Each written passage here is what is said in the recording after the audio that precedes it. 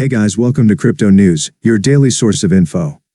Before we start this video, let me remind you that I am not a financial advisor. Remember to always do your own research before investing in an asset. Now let's begin.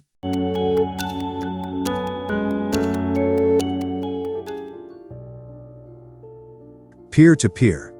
The peer-to-peer layer, peer-to-peer of the Internet computer, realizes the reliable and secure communication of network messages, also called artifacts, between the nodes of a subnet. Artifacts are the network messages that are to be broadcast in the subnet, including the input to canister smart contracts submitted by users or protocol-originating messages such as the blocks produced by the consensus layer. Peer-to-peer guarantees the secure eventual broadcast delivery of an artifact to all nodes which require it to make progress. The peer-to-peer layer thereby is the communication fabric for the IC protocol stack and is used by the consensus layer, the next layer in the stack above it, to broadcast artifacts to the nodes in the subnet. It is important to note that broadcast artifacts reach all necessary subnet nodes eventually, that is, no upper bound on when this happens can be given. This asynchronous communication network assumption is used for the ICP's communication and consensus layers as it reflects the properties of real-world networks.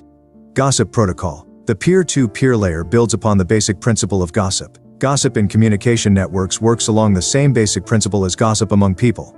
A node in the subnet is connected with a subset of the other nodes of the subnet, its peers. Whenever a node receives an artifact from a peer or creates one itself as part of the IC protocol, it gossips this artifact to all its peers. By every node in the network doing exactly this, every artifact eventually propagates through the whole subnet, despite potential connectivity issues or malicious node behavior.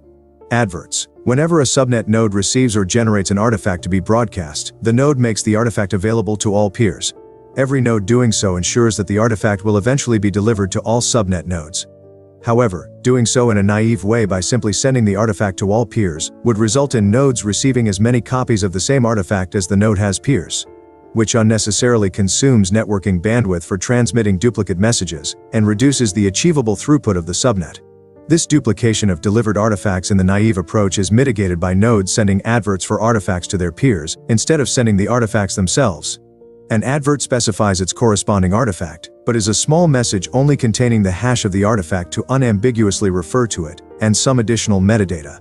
A node only pushes adverts for artifacts to its peers. After receiving an advert, a node may request the corresponding artifact from one or more of its peers who sent it an advert for that artifact.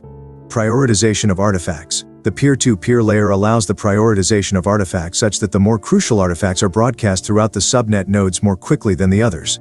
Prioritizing some artifacts over others is important to ensure that the protocol can always make progress and not be starved of network bandwidth by less important traffic. This principle is well known from traditional networking and applies equally well to a blockchain system.